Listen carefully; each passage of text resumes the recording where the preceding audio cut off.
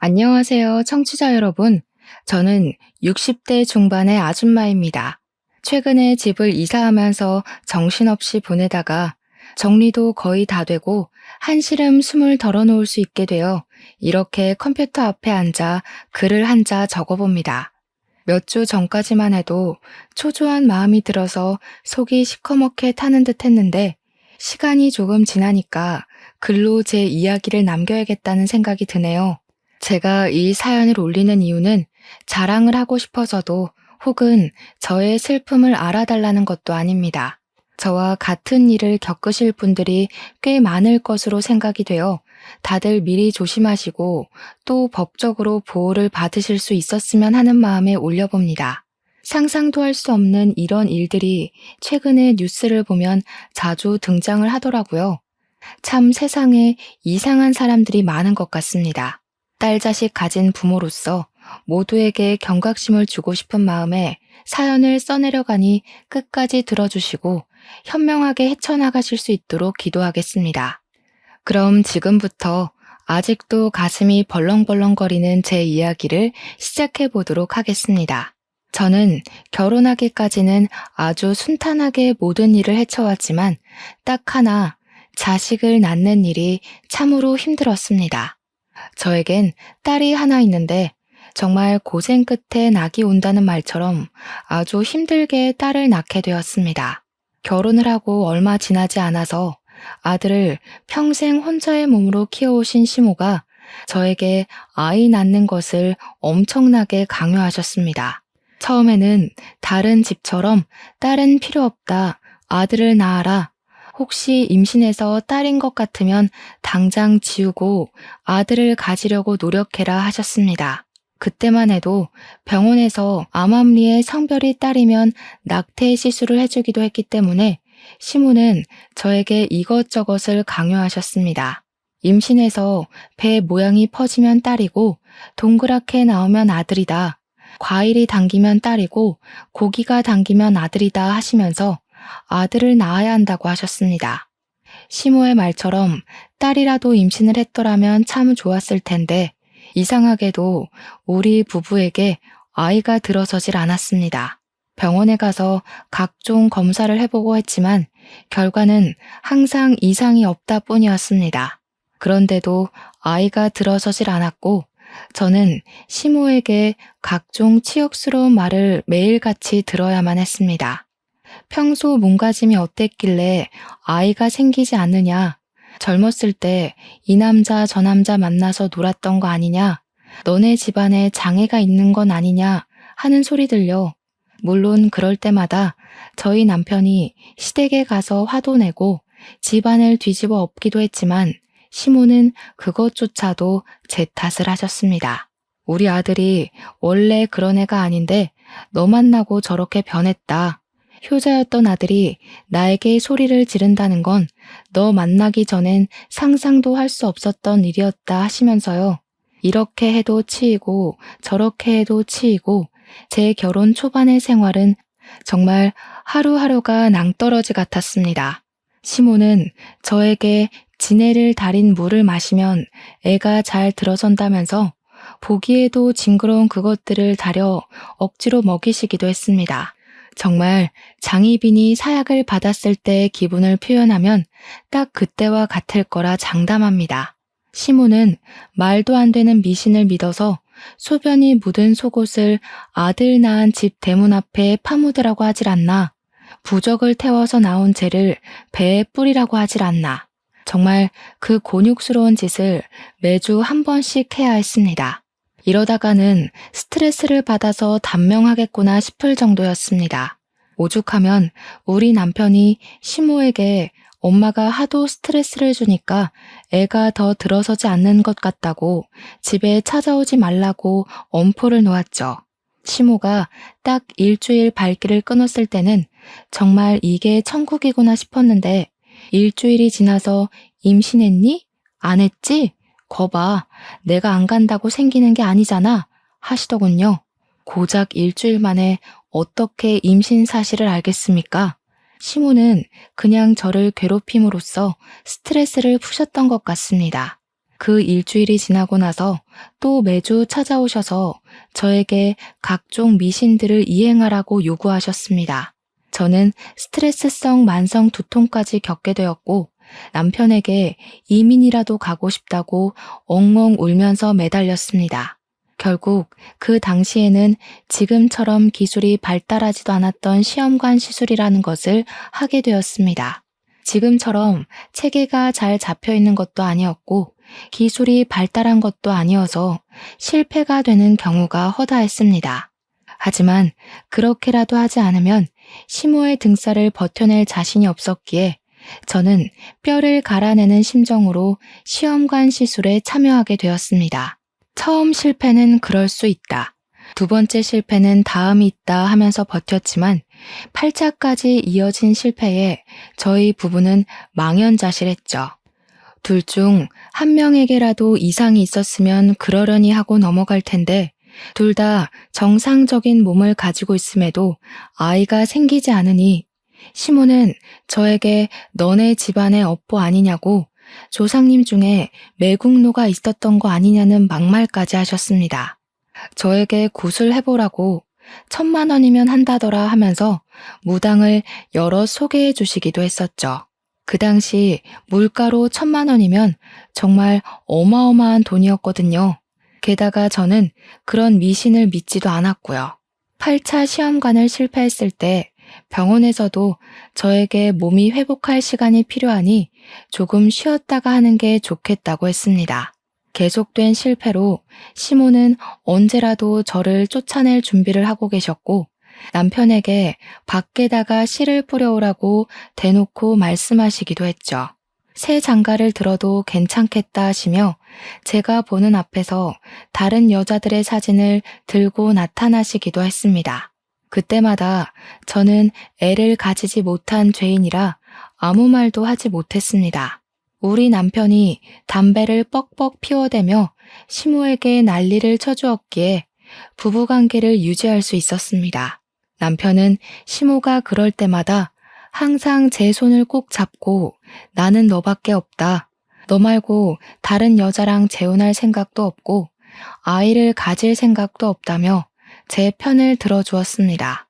남편은 시모에게 차라리 아이를 입양해서 키우는 한이 있더라도 제 마누라랑은 절대로 헤어지지 못한다고 못을 박았습니다. 시모가 입양이 무슨 소리냐고 절대 안 된다. 우리 아들의 씨를 남겨야 한다고 바락바락 악을 쓸 때에도 남편은 든든한 벽이 되어 주었습니다. 남편이 출근해 있는 시간에 시모가 찾아오거나 전화를 하면 어쩔 수 없었지만 남편이 저와 함께하는 시간 동안만큼은 든든했죠. 제가 이 지옥 같은 시집살이를 겪으면서도 버틴 건 오로지 남편 하나 때문이었습니다. 사람 일은 정말 한 치 앞도 모르는 거라고 27살에 시집을 와서 36살이 되던 해에 그렇게 정정하시던 시모가 갑자기 쓰러지시게 되었습니다. 그 전날까지도 저에게 거머리 같은 년이라고 당장 짐 싸서 나가라고 호통을 치셨던 시모였는데 말이죠. 친구들이랑 등산을 가셨다가 산 중턱에서 뇌출혈이 와서 갑자기 쓰러지신 겁니다. 친구분들이 어찌어찌 119에 신고를 했지만 당시에 휴대폰이 있었던 것도 아니고 구급대원이 헬기를 타고 구조를 하던 시대도 아니었거든요. 구급대원이 도착하기까지 시간이 너무나도 많이 흘러버렸고 거기서 병원까지 가는 길도 지체가 되어 완벽하게 골든타임을 넘겨버리고 말았습니다. 신고를 하고 구급대가 도착하기까지만 해도 1시간이 훨씬 넘게 걸렸다고 하니까요. 거기서 시모를 들것에 싣고 산을 내려가는데도 시간이 소요됐을 테니까 말이죠. 아무튼 우리 시모는 병원에 도착해서 아무런 처지도 받지 못했습니다. 이미 뇌사 상태에 빠진 다음이었고 저희 남편은 과감하게 장기 기증을 하겠다고 하였습니다. 그대로 사망 선고를 받게 된 시모는 죽어서야 남들의 생명을 살리는 일을 하시고 뼈 조각만 몇 개 남아 화장을 하게 되었습니다. 우리 남편은 홀 시어머니를 잃고 슬퍼했지만 저는 솔직히 하나도 슬프지 않았습니다. 시모의 영정 사진을 보고 있는데 죽어서도 내가 너 아들 낳는지 안 낳는지 지켜보겠다 하는 것처럼 보였거든요. 마지막 가는 길까지 시모의 영정 사진을 제대로 쳐다보지도 못했으니 그동안 제가 얼마나 괴로웠는지 짐작이 가시겠죠? 하필이면 친구들이랑 놀러 가셔서 변을 당하시다니 속으로는 벌 받은 게 틀림없다고 생각했습니다. 그런 생각이 제 머릿속을 꾸준히 지배할 만큼 제가 시모에게 쌓인 것들이 많기도 했고요. 10년 동안 결혼 생활을 하면서 임신도 하나 못하는 버러지 취급을 받았으니 그런 생각이 드는 게 어찌 보면 당연한 것 아니겠습니까? 그렇게 장례를 치르고 남편과 둘이 생활을 하게 되자 정말 10년 만에 신혼이 찾아온 듯한 기분이 들더라고요. 이제는 사랑이 아니라 정으로 살 법도 하지만 너무 오랜만에 찾아온 자유라 그런지 남편과 더욱더 사이가 좋아졌습니다. 그리고 시모가 돌아가신 지 얼마 되지 않아 정말 기적같이도 제가 임신을 하게 되었습니다. 저는 처음에 제 몸의 변화를 눈치채고도 임신이라 생각하지 못해서 소화제도 열심히 먹고 내과도 계속 다녔습니다. 의사 선생님이 제게 혹시 임신하신 것 아니냐고 빨리 약국에서 테스트기 사서 해보시라고 그제야 임신인가 싶더라고요. 집에 와서 테스트기를 해봤는데 선명하게 두 줄이 뜨는 걸 보고 정말 귀신이라도 본 듯 소스라치게 놀랐습니다. 10년 동안 임신이 되지도 않고 그럴 기미조차 보이지 않았었는데 시모가 죽자마자 임신이라니 이게 무슨 운명의 장난입니까? 저에게 집안에 업보가 쌓인 거라고 저주를 퍼부었던 시모였는데 아무래도 업보가 쌓인 건 제가 아니라 시모였던 것 같습니다. 하지만 임신 테스트기 하나로는 안심이 되지 않아 약국에서 5개를 더 사왔고 5개 모두 두 줄이 뜨는 걸 보고서야 저는 눈물이 나오더군요. 바로 산부인과로 달려가서 검사를 했는데 의사 선생님께서 저에게 축하한다고 임신이에요 산모님 하더라고요.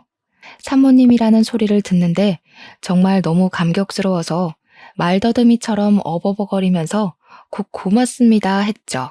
속이 미스거리고 미열이 있고 생리가 늦어지던 몸의 변화를 왜 바로 눈치채지 못했었는지 참 바보 같더군요. 10년간 임신이 되지 않았기에 앞으로도 임신이 될 리가 없겠구나 하면서 스스로를 내몰았던 저를 반성하게 되었습니다. 임신입니다, 산모님. 이라는 말이 계속 귓가에서 떨어지지가 않아 너무나도 행복했습니다. 그 마음은 정말 어떻게 다 표현을 해야 할지 저는 집에 오는 길 내내 울면서 돌아왔죠. 임신 7주라는 말에 너무 신이 났고 이 사실을 남편에게 어떻게 전해야 좋을지 고민이 되더라고요. 그래도 그냥 바로 말을 해주는 게 좋을 것 같아서 남편이 퇴근하고 집에 오자마자 저는 초음파 사진부터 들이밀었습니다. 임신이라는 걸 꿈에도 생각을 못한 남편은 초음파 사진을 이리저리 보더니 눈물을 글썽이면서 저에게 그러더군요. 당신 암이야? 라고요. 제가 상상도 못한 말에 놀라서 입을 떡 벌리니까 저를 꽉 끌어안고 엉엉 소리를 내며 우는 겁니다. 우리 마누라 불쌍해서 어쩌냐고. 결혼하고 나서 10년 동안 내내 구박만 받고 힘들었는데 이제야 행복해지고 있는데 암이 무슨 말이냐고 하면서요. 우리 엄마랑 하늘나라에서 또다시 만나서 구박받는 거 아니냐고 불쌍하다고 오열을 하더라고요. 저는 너무나도 당황해서 정정해줄 말을 찾지 못하고 있는데 제가 또 아무 소리도 안 하고 있으니까 남편이 먼저 난리를 치대요. 몇 길에? 뭐라는데? 살 수 있대? 항암 된대? 어디에 생긴 거래? 전이 됐대? 수술된대? 하면서요. 제가 남편의 등짝을 짝 소리나게 때리고 가만히 좀 있어 보라고 일단 진정 좀 하고 이야기를 하자고 했더니 또 막 울어요. 한참을 주저앉아서 울던 남편이 희망을 잃지 말자고 우리 수술부터 하자고 하더라고요. 그래서 암 아니고 임신이라고 이거 우리 뱃속의 아기 초음파잖아 하고 말을 했죠. 우리 남편도 정말 상상을 못했는지 입을 떡 벌리고 한동안 아무 소리도 못하고 제 얼굴을 한번, 배를 한번, 얼굴을 한번, 배를 한번 쳐다보더라고요. 그러더니 임신? 하면서 갑자기 막 울다가 또 웃다가 또 막 울다가 난리를 치더라고요. 당장이라도 산부인과 가보자고 난리를 치길래 이미 병원 문 다 닫았다고 다음에 가보자 했더니 바로 회사에 연차를 내더라고요. 우리 마누라가 10년 만에 임신을 했다는데 병원을 같이 가줘야 한다고 남편의 상사도 아무 소리 못하고 연차 허락을 해줬대요. 다음날 날이 밝자마자 산부인과에 가서 같이 초음파 검사를 하는데 아이 심장 소리를 듣더니 또 엉엉 울더라고요. 심장 소리가 왜 이렇게 빠르냐고, 뭐가 잘못된 건 아니냐고 이것저것 쉬지 않고 질문을 하는데 의사 선생님도 막 웃으시더라고요. 너무 귀엽기도 하고 또 짠하기도 하고 고맙기도 해서 저도 같이 울어버렸습니다. 하지만 제 나이가 36살이다 보니까 나이가 있어서 그런 건지 유산이 되지 않게 조심을 해야 한다고 하더라고요. 다행히 자궁 자체는 튼튼해 보이지만 유산이라는 게 자궁의 튼튼함과 상관없이도 갑자기 이루어질 수 있는 일이라고 하셨어요. 그래도 산모 탓은 아니니까 유산이 된다고 한들 상심하지 말라고 신신당부를 하시더라고요. 10년 만에서야 겨우 얻게 된 자식인데 유산만큼은 절대로 안 된다는 생각이 들어서 조심해야겠다 다짐을 했습니다. 남편도 의사 선생님께 그런 걱정하지 마시라고 유산이 되어도 절대 마누라 탓 안 할 거라고 약속까지 걸었습니다.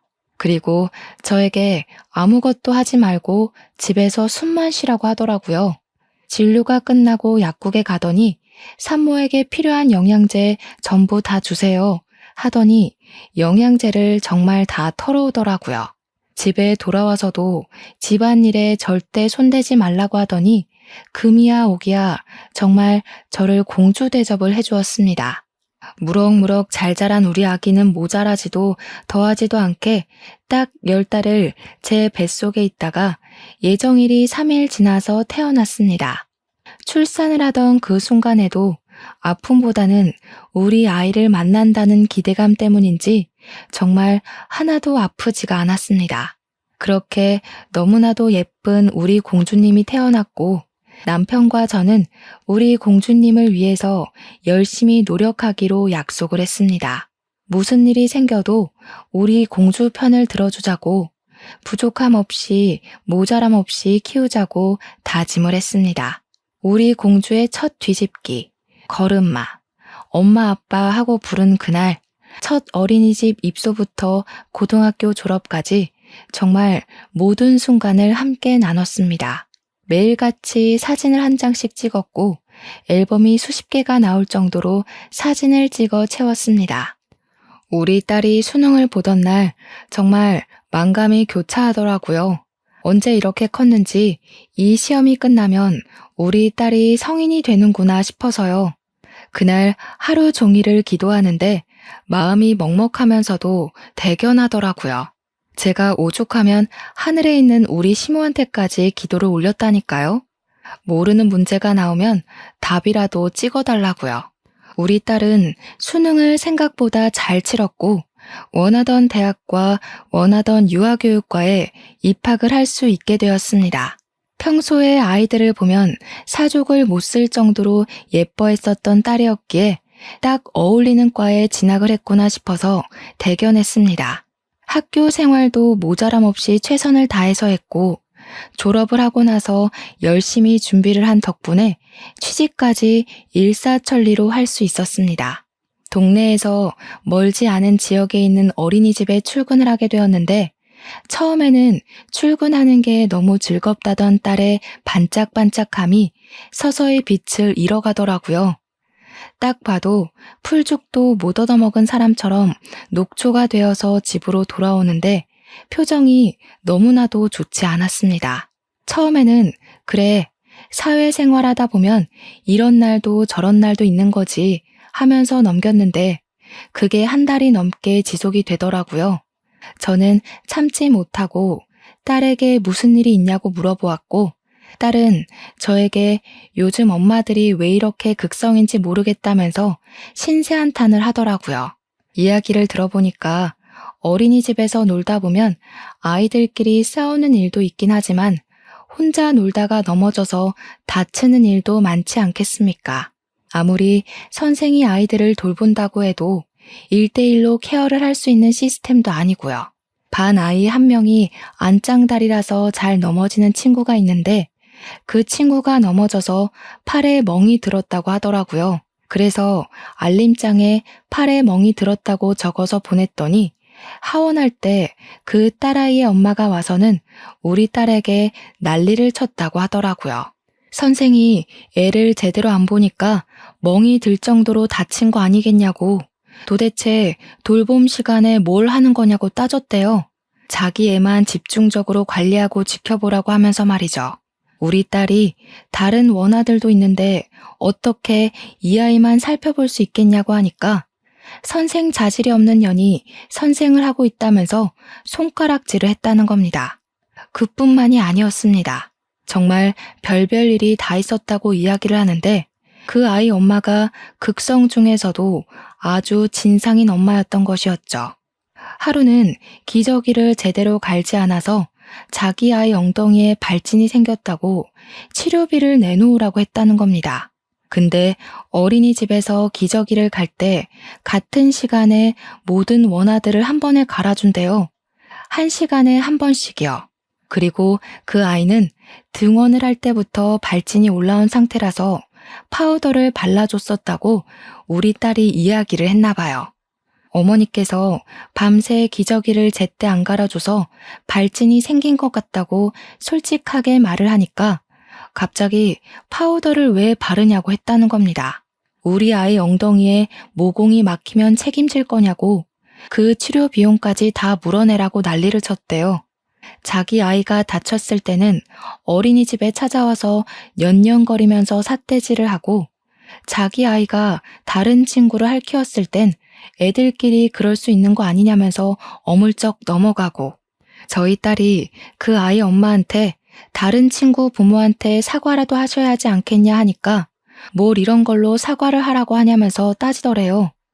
선생이 애를 제대로 돌보지 않아서 이런 일이 생긴 거 아니겠냐고 사과를 하려면 네가 하라고 말이죠. 그거 말고도 우리 아이는 우유 줄 때 꼭 따뜻하게 데워서 주라고 하질 않나.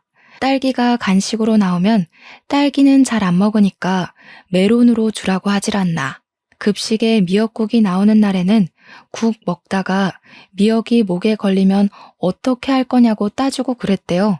정말 사소한 거 하나하나까지 우리 딸의 탓을 하면서 감나라 배나라 하니까 우리 딸이 스트레스 받아서 미치겠다고 울더라고요. 그걸 보는데 정말 제 가슴이 미어지는 줄 알았습니다. 저도 우리 딸을 얼마나 귀하게 키웠는데요. 결국에는 어린이집을 그만두고 싶다는 말을 하길래 저와 남편은 그만둬도 괜찮다고 이야기를 했습니다.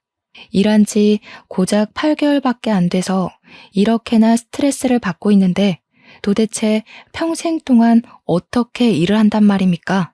다른 어린이집을 가든지 아니면 다른 일을 해도 아직 20대 중반밖에 되지 않았으니까 괜찮을 것 같다고 용기를 주었습니다. 우리 아이는 바로 어린이집에 사표를 내게 되었고 3개월간 무엇을 할까 고민을 하더니 저와 남편에게 꽃꽂이를 배우고 싶다고 하더라고요. 당시에 플로리스트라는 직업이 각광을 받고 있을 때라 좋다고 생각하긴 했어요. 딸처럼 정적인 직업이기도 했고 우리 딸이 꽃 키우고 화분을 키우는데 취미가 있었거든요. 저랑 남편은 좋은 것 같다고 그건 여러 사람이랑 같이 붙어서 일을 해야 하는 게 아니니까 괜찮을 것 같다고 응원을 해주었습니다. 그래서 강남의 유명한 플로리스트가 운영한다는 꽃집에서 취미반 수업부터 들어보라고 강의를 결제해 주었어요. 3개월간 취미반 수업을 듣고 난 딸은 전문적으로 배워보고 싶다고 말을 했고 전문반도 등록을 해주었습니다. 저희 부부의 재산이 적지 않은 편이라 그나마 다행이었죠. 딸이 하고 싶다는 일을 지지해줄 수 있는 능력이 되었으니까요.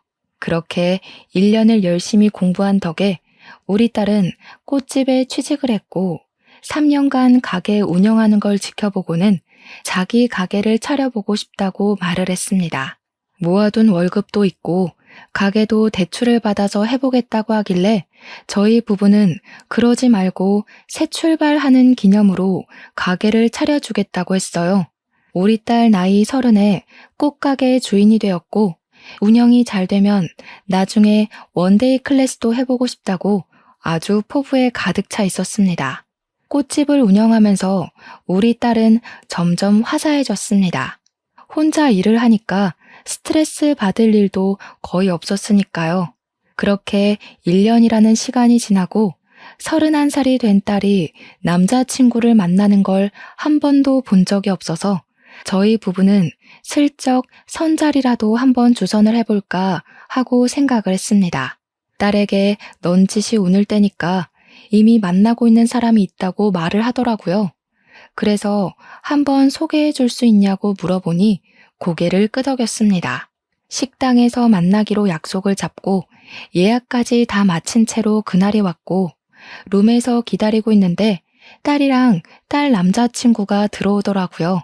근데 바닥에 앉아서 먹어야 하는 룸으로 되어 있으니까 예비사위가 무척 당황을 하더라고요. 자기가 룸은 좀 불편하다고 하는데 그게 무슨 소린가 싶어서 쳐다봤죠.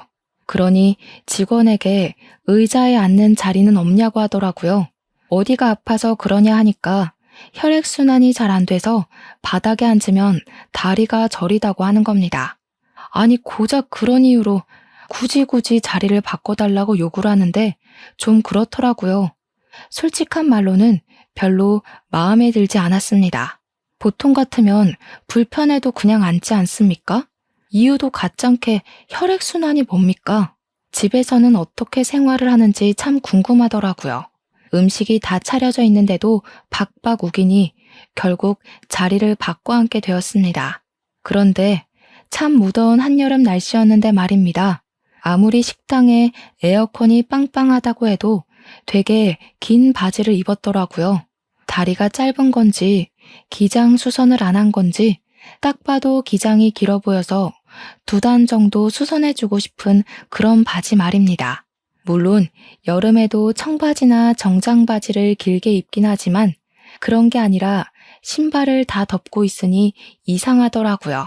거기다가 면도 여름용 얇은 게 아니라 가을, 겨울용 두꺼운 모직 같은 걸 입었는데 보고 있어도 후끈후끈 하더라고요. 패션 센스도 영 이상한 것이 우리 딸이랑 결혼하기엔 한참 부족한 친구로 보였습니다. 그럭저럭 식사 자리를 유지하고 있는데 회사를 다니고 있고 영업직을 하고 있다고 하더라고요. 명함도 없고 좀 수상해서 회사가 어디냐 하고 물어보니까 C기업에 다니고 있다고 하는 겁니다. 대기업은 아니지만 중견기업으로 튼튼한 회사라 좀 의외다 싶었습니다. 우리 남편이 C기업 손전문의 회사 아니냐고 자기가 손전무랑 잘 아는 사이라면서 예비사위가 거기 다닌다고 말이라도 전해야겠네 했습니다. 그러니 딸 남자친구가 엄청 당황해하면서 아니라고 자기 이제 이직할 거라 그런 거 말 안 하셔도 된다고 막 손사래를 치더라고요. 영 이상하다 싶어서 찝찝해하는데 우리 딸은 그 옆에 앉아서 해실해실 웃고만 있더라고요.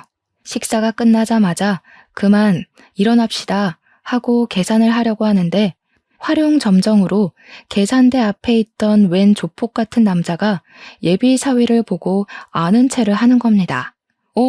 너 하면서 부르는데 반가운 게 아니라 조금 놀란 얼굴로 보였습니다.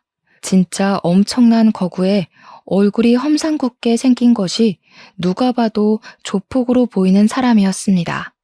무슨 말을 하려고 하는 것 같았는데 예비사위가 선수를 치더니 저희 부부에게 자기가 좀 알던 사람이라고 얼른 나가자고 장인어른 장모님 얼른요 하면서 보채더라고요. 제가 그 자리에서 우리 딸이랑 연애만 하는 줄 알았는데 너무 앞서가는 것 같다고 한마디 했죠. 우리 딸은 제 눈치를 보고 그 조폭 같은 사람도 저희 부부를 빤히 바라보더라고요. 확실히 인상이 나빠서 그런지 쳐다만 보는데도 무서웠습니다. 빨리 나가자고 성화인 예비사위를 따라 식당을 나왔더니 조심히 가세요 하더니 뒷공문이 빠지게 도망을 가더라고요.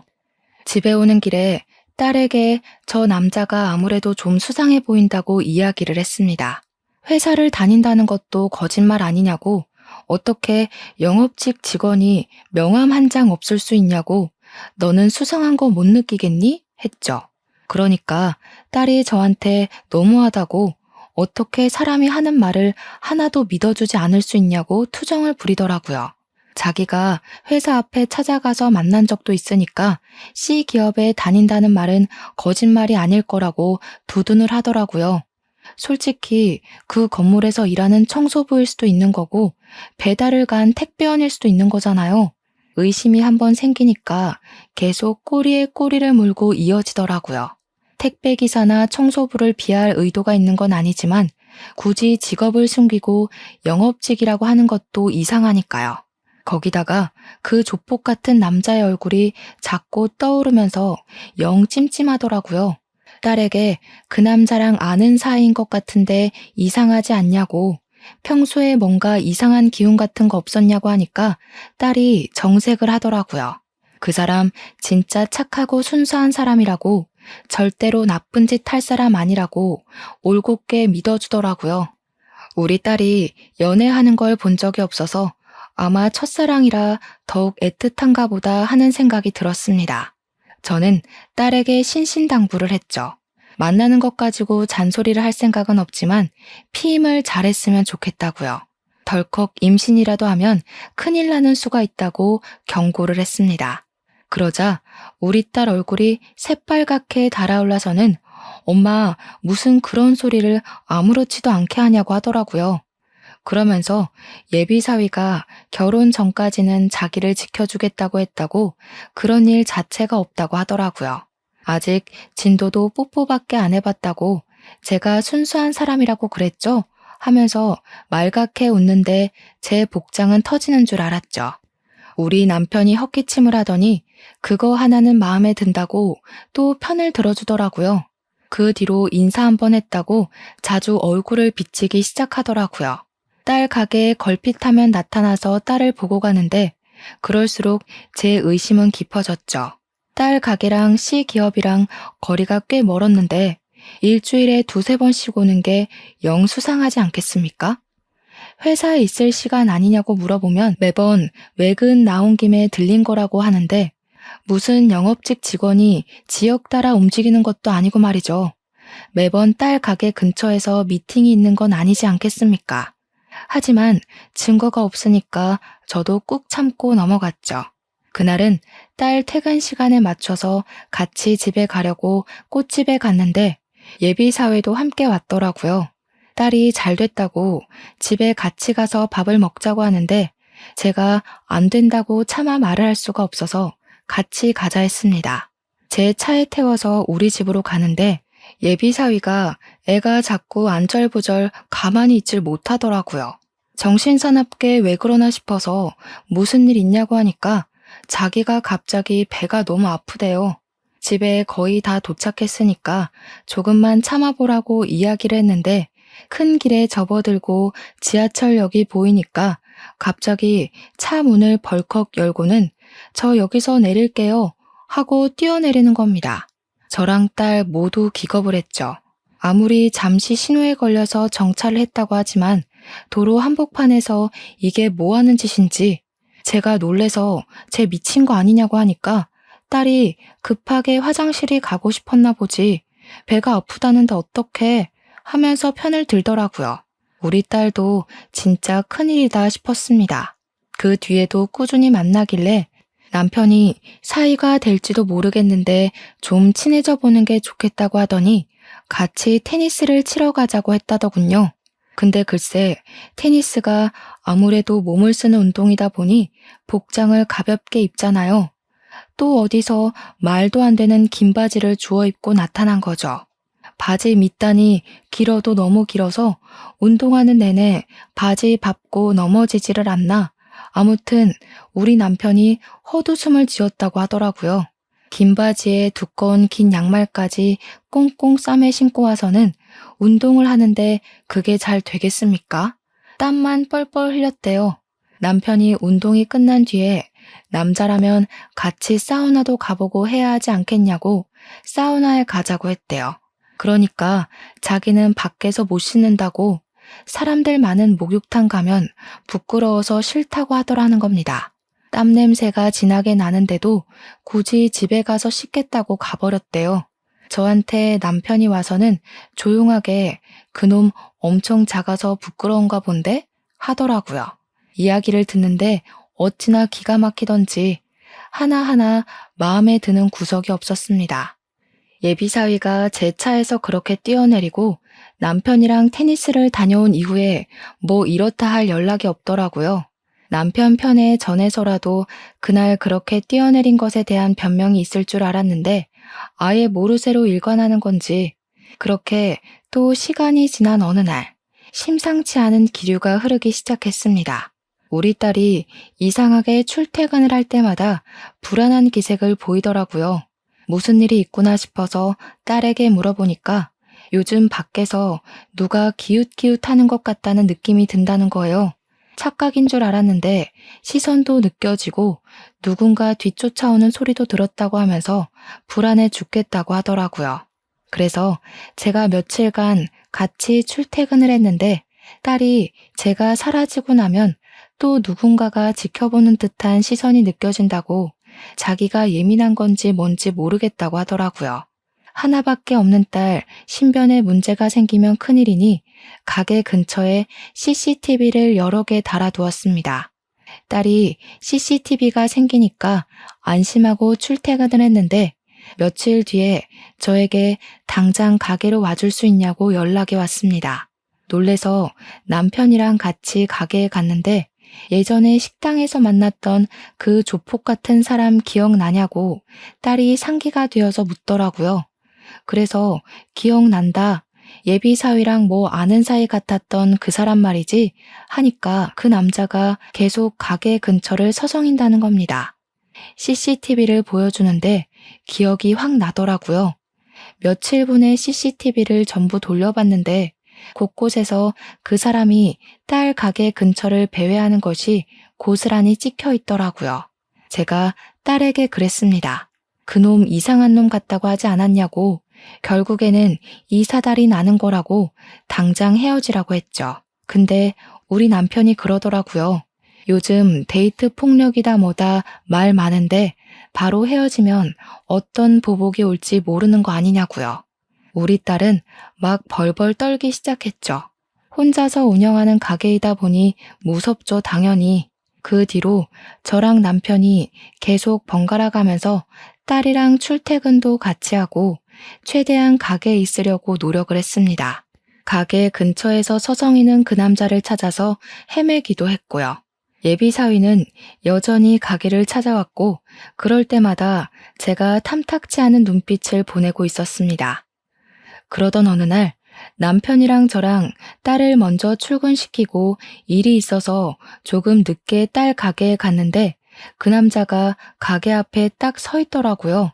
제가 저기요 하고 부르니까 저를 돌아보면서 네? 하더라고요. 그래서 왜 자꾸 우리 딸 가게 앞에서 서성이냐고 CCTV로 다 봤다고 했죠. 영상 증거까지 다 있으니까 스토커로 신고를 하겠다고 여기 왜 자꾸 찾아오시는 거냐고 했습니다. 그러니까 껄껄 웃으면서 오해가 있으신 것 같은데 마침 할 이야기도 있으니 안에 들어가서 이야기를 좀 나눠도 되겠냐고 하더라고요. 어떤 사람인지 알고 가게 안으로 들이겠냐고 하니까 경찰 신분증을 보여주는 게 아니겠습니까?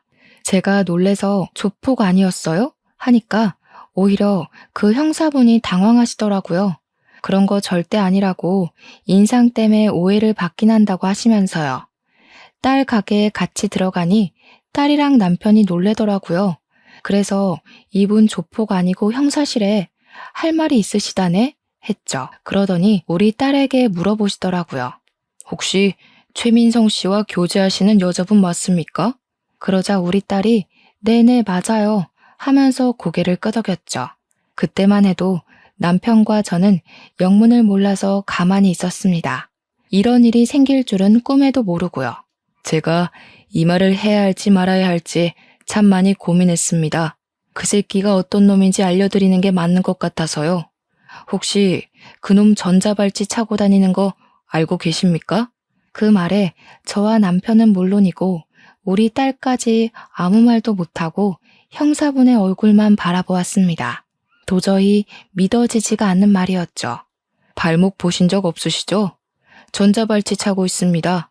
아동 음란물 소지하고 성추행을 저질러서 징역을 살다 나와 전자발찌 2년을 구형받았습니다. 이제 곧 해제를 할 때가 됐는데 우연치 않게 식당에서 만난 거죠. 장인 장모라고 부르길래 놀래서 며칠 미행을 하며 지켜보다가 따님분 가게를 알게 됐고 아직 결혼까진 하지 않았지만 곧 할 사이로 보여서 말씀드리려고 찾아온 겁니다. 그 자식 징역을 처음 산 것도 아닙니다. 완전 성도착증 환자예요. 성범죄로 얻은 전과가 14범입니다. 14범. 그래서 지켜준답시고 옷을 벗을 수가 없으니까. 우리 가족은 모두 경악에 가득 차서 표정 관리를 할 수가 없었습니다. 손을 벌벌 떠는 딸을 보고 얼마나 가슴이 미어지던지 형사님이 딸에게 명함을 주면서 위험하면 연락을 달라고 그 자식이 강약 약강의 표본이라고 말을 하셨죠. 저희 딸에게 어떤 해코지를 할지 모르니까 자기가 며칠 더 지켜보겠다고 하루빨리 정리하라고 하더군요. 저랑 남편도 형사님 말을 듣는 게 좋을 것 같다고 하니 딸이 고개를 끄덕였습니다. 저희 셋은 형사님의 말에 아무 말도 못하고 충격 속에서 빠져나오지 못하고 있었는데 그 순간 예비사위가 태연하게 가게에 들어오더라고요. 저기 나왔어 하고 들어오다가 떡하니 앉아있는 형사님의 얼굴을 보고 사색이 되더라고요. 딸이 형사님도 있으니까 용기가 난 것인지 예비사위의 바짓단을 확 올렸는데 정말 양말 안쪽으로 두툼하게 전자발찌가 떡하니 채워져 있었습니다. 전과 14범이라고? 그것도 성범죄로 전자발찌까지 부착하고 있었으면서 그걸 숨겨? 아이씨, 야. 딸의 남자친구가 갑자기 표정을 싹 바꾸고 딸에게 위협적으로 다가가면서 소리를 치는데 형사님이 그 앞을 딱 막더라고요. 너 여기서 문제 일으키면 가중처벌 되는 거 알지? 지금 유예 기간인 거 알아 몰라? 아, 진짜 다 된 밥에 재 뿌리네. 야, 너 재수 좋은 줄 알아? 그러더니 뒤도 안 돌아보고 성큼성큼 나가더라고요. 다리에 힘이 풀린 건지 딸이 순간 바닥에 주저앉았습니다. 형사님도 저러고 나간 놈이 언제 돌변할지 모른다고 신변 보호 프로그램 요청을 해보는 게 좋겠다고 하셨습니다. 저희는 고민 끝에 경찰서에 찾아가서 도움을 요청했고 딸 주변에 경찰을 배치하기로 결정이 내려졌습니다. 그런데 정말 무섭게도 전 예비사위가 딸 주변에 경찰이 배치된 걸 몰랐는지 가게 근처에서 어떤 여자를 성폭행하려고 시도를 하다가 현행범으로 잡히게 된 것입니다. 전자발찌를 차고 있는 유예 기간에 현행범으로 체포가 되었으니 바로 법정 구속이 되었고 구치소에 수감이 되었습니다. 저희는 징역이 이번엔 꽤 구형될 거라는 형사님의 말에 한시름 마음을 덜게 되었습니다. 하지만 불안한 마음을 감출 수가 없었기에 가게 전세가 4개월 남았지만 가게를 미리 정리하고 과감하게 이사를 결정했습니다. 서울 중심 한복판에서 경기도 외곽 쪽으로 집도 옮겼고 가게도 옮기기로 결정을 했습니다. 딸이랑 우리 부부의 전화번호도 바꿔버렸고 그 범죄자가 한번 탔었던 제 차도 알아볼까 무서워서 팔아버렸습니다. 정말 사람 멀쩡하게 생겼다고 속까지 멀쩡한 게 아니라더니 얼마나 무서웠는지 모르겠습니다. 지금도 간간히 형사님과 연락을 주고받고 있고 아무도 알아볼 수 없는 곳으로 이사까지 왔으니 마음이 놓이긴 합니다만 그래도 사람 일은 모르는 거니 조용히 살아보려고 합니다. 요즘 이런 일이 비일비재하게 일어난다고 합니다. 주변에 숨어서 속내를 숨기고 다가오려는 놈들 말이에요. 그래도 인터넷에서 성범죄와 관련한 전과범들을 조회할 수 있다는 걸 참고하시면서 청취자 여러분들도 저와 같은 일이 생긴다면 부디 현명하게 대처하시길 빌겠습니다. 가슴 철렁한 사연 들어주신 여러분 정말로 감사합니다.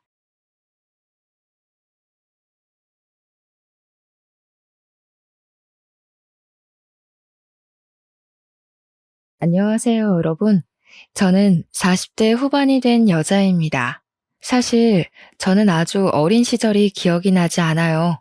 그러니까 제가 어느 부모의 뱃속에서 태어났는지 어떻게 시설로 들어가게 된 건지 하는 기억 말입니다.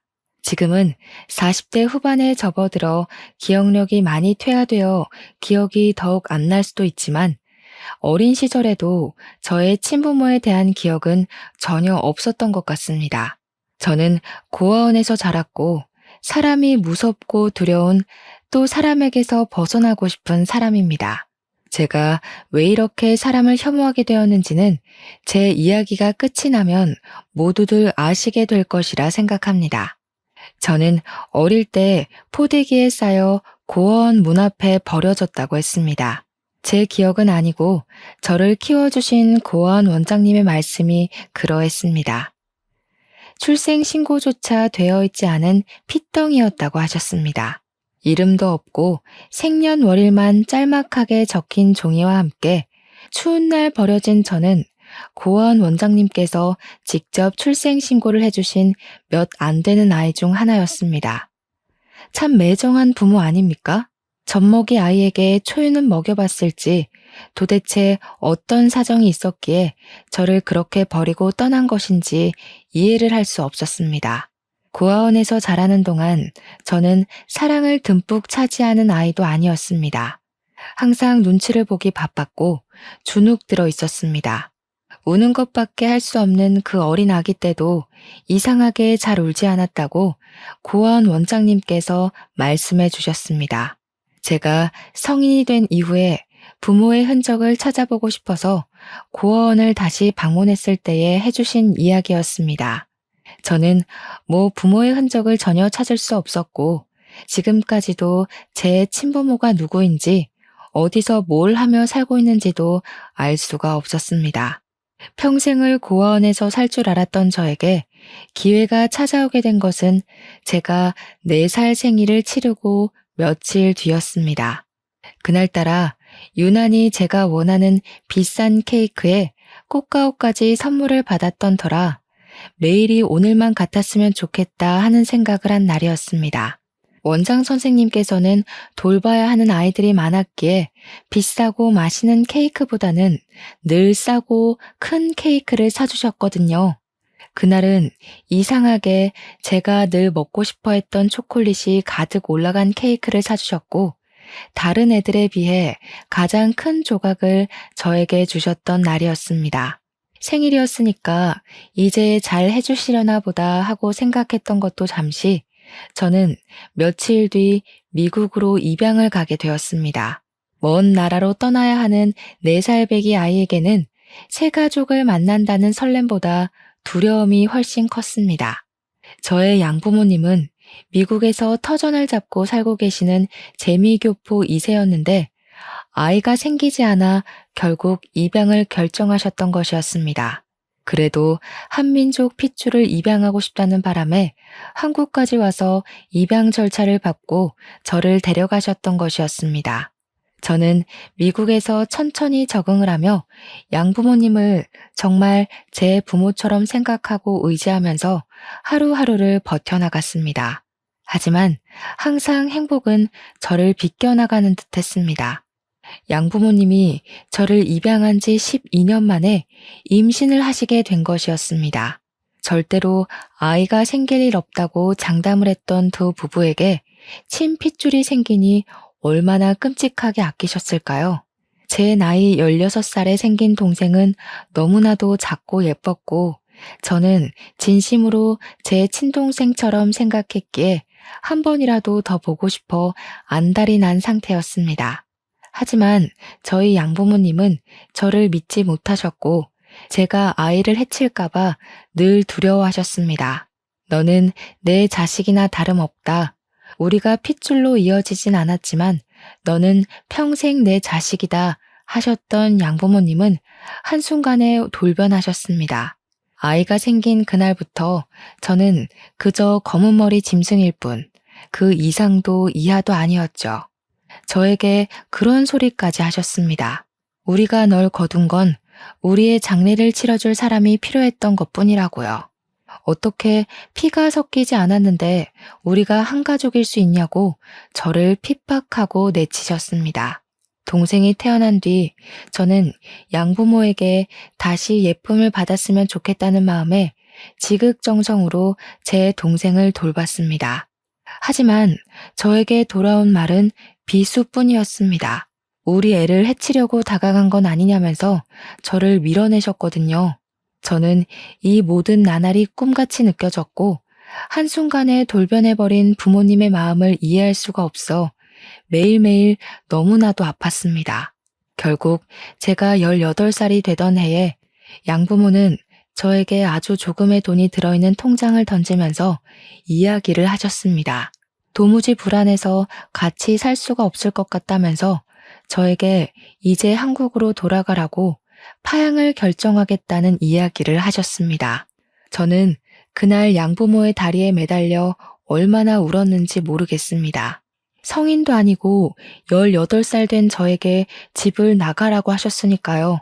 거기다가 같은 미국 땅덩어리에 있으면 앙심을 품을지도 모른다며 저에게 한국으로 돌아가라고 하니 제 나이에 받아들이기 힘든 일방적인 통보였습니다. 제가 한국말을 못하는 건 아니었지만 영어만큼 편하지도 않았고 14년이라는 시간 동안 한 번도 가본 적 없는 땅덩어리로 돌아가라고 하니 현실을 받아들이기 힘들었습니다. 저는 죽어도 가지 않겠다고 했지만 미성년자에게 무슨 힘이 있겠습니까? 제가 살던 동네에 이상한 헛소문이 퍼지기 시작했습니다. 제가 고작 2살 된 아기에게 해를 가하고 있다는 소문이었습니다. 그 소문은 돌고 돌아 학교에도 다 퍼지게 되었고 저는 얼굴을 들고 다닐 수가 없었습니다. 미국에서 아동에게 해를 가하는 일은 정말 큰일이었기에 저는 경찰 조사까지 받았습니다. 정말 입양한 아이가 질투가 나서 아이에게 해를 가한 줄 알고 신고를 한 이유 덕분에 말입니다. 저는 그런 시선과 핍박, 압박을 견디지 못하는 지경까지 이르렀고 양부모의 바람대로 그 소액이 든 통장을 들고 한국이라는 땅덩어리를 밟았습니다. 미성년자의 힘으로 아무것도 할 수 없었던 저는 물어물어 고시원이라는 곳에 자리를 잡게 되었습니다. 저의 처지를 불쌍하게 여겨주신 고시원 주인 부부가 고시원 청소 일을 하면 방을 공짜로 내어주겠다고 하셔서 그 일을 하면서 더부살이를 했습니다. 고시원에서 먹을 수 있는 것은 김치와 쌀밥이 전부였지만 가릴 처지가 못 되었기에 저는 그 밥으로 연명을 했습니다. 고등학교를 가라는 고시원 주인 부부의 조언 덕에 혼자서 학교까지 찾아가 입학을 하겠다고 했고 저는 학교를 다니면서 틈틈이 아르바이트를 했습니다. 아무리 공짜 밥을 먹고 공짜로 잠을 잔다고 해도 저에게 기본적으로 들어가야 할 돈이 필요했기 때문이었습니다. 정말 안 해본 일을 꼽는 게 더 편할 정도로 모든 잡일이란 잡일은 다 해봤습니다. 악착같이 하루에 4시간을 자면서 버티고 일하고 공부하고 한 덕에 그럭저럭한 대학까지 붙긴 했는데 대학 등록금이 한 푼도 없었습니다. 내놓으라 하는 대학은 아니었지만 그래도 완전 똥통 학교는 아니었기에 대학을 다니며 공부를 하고 싶다는 열망은 있었습니다. 하지만 제 현실은 너무나도 시궁창이었고 하루아침에 모든 타격감이 저를 때리는 듯한 기분이 들어 자괴감이 들었습니다. 저는 결국 대학 등록금을 마련하지 못했고 학교 정문 근처 벤치에 앉아 엉엉 울고 말았습니다. 그러다가 한 인연을 만나게 되었는데 그 사람이 바로 제 남편입니다. 제가 엉엉 울고 있으니 고등학생 같은데 여기서 왜 울고 있냐고 먼저 말을 걸어왔고 저는 낯선 사람임에도 불구하고 제 속내를 전부 털어놓았습니다. 대학에 합격은 했고 다니고 싶고 하지만 등록금이 없어서 다닐 수가 없다고 말입니다.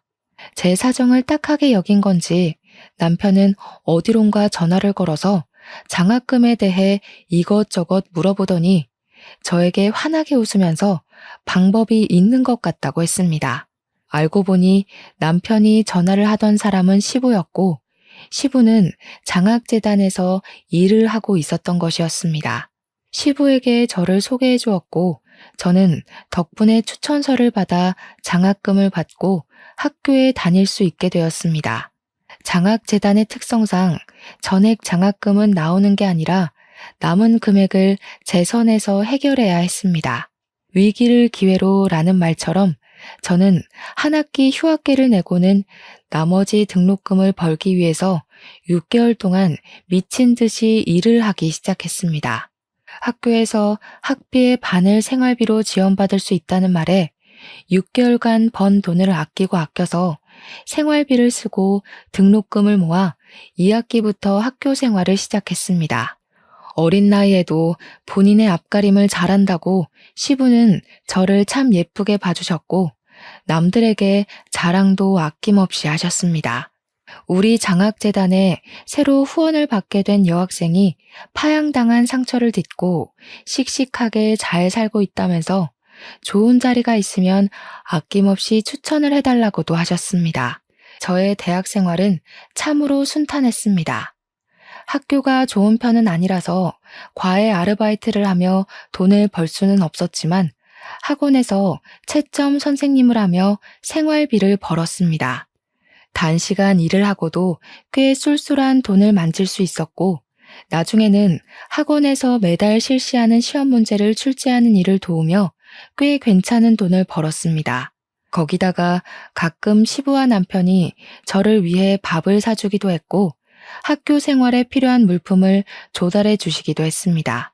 남편과 시부에게 받은 걸 생각하면 정말 하나하나 나열할 수가 없을 정도로 감사한 도움을 많이 받았습니다. 그와 더불어 남편에게 점점 마음이 쏠리는 저를 아무도 말릴 수가 없었습니다. 저는 몰래 남편을 짝사랑하게 되었습니다. 멀끔하고 잘생긴 선배가 제가 어디에서 뭘 하고 있던 챙겨주지 못해 안달난 사람처럼 구니까 당연히 제가 폭 빠져들 수밖에 없었습니다. 저는 그 누구에게도 그런 관심과 사랑을 받아본 적 없는 사람이었으니까요. 저는 점점 커지는 제 마음을 숨기지 못했고 결국에는 터져나갈 위기에 봉착하자 이 마음을 당당하게 고백하기로 결심을 했습니다. 저는 발렌타인데이 날 초콜릿을 주면서 고백을 하겠다고 마음을 먹고 서툰 솜씨로 재료를 사다가 제 사랑을 담은 수제 초콜릿을 완성했습니다. 남편에게 줄 것이 있다고 만나자고 했는데 앞불싸. 이미 초콜릿을 많이 받았는지 한알음 들고 나타났더라고요. 다들 고급스럽게 포장이 되어 있었는데 그 사이에 서툰 솜씨로 만든 제 초콜릿이 낀다고 생각하니 너무 부끄러웠습니다. 저는 결국 초콜릿을 주지 못하고 뒤로 숨기고 말았는데 제 표정을 보고 알아차린 것인지 저에게 남편이 웃으면서 이야기를 하더라고요. 자기한테는 왜 초콜릿 안 주냐고요. 제가 준비한 초콜릿이 제일 가지고 싶었다고 하면서 이야기를 하길래 용기를 내서 결국에는 고백을 하게 되었습니다. 저에게 먼저 고백하게 만들어서 미안하다며 앞으로는 그만큼 자기가 잘하겠다고 대답을 하는데 이게 무슨 소리인가 싶어서 눈만 껌뻑였습니다.